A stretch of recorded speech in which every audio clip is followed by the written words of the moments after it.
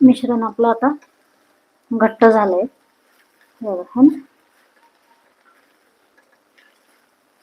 म्हणजेच आपल्याला याचे लाडू आता वळता येतील.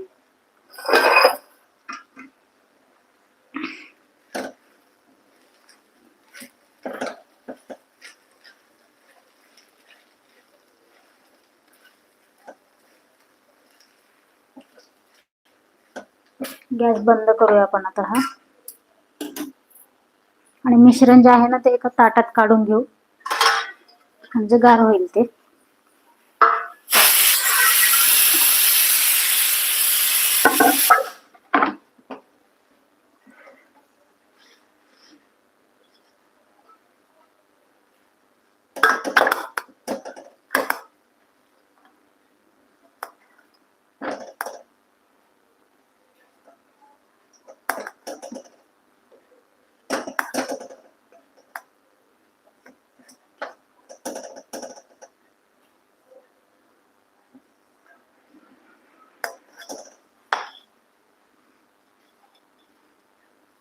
त्याला छान गार होऊ द्यायचं. त्यानंतर याचे लाडू वळून घ्यायचे.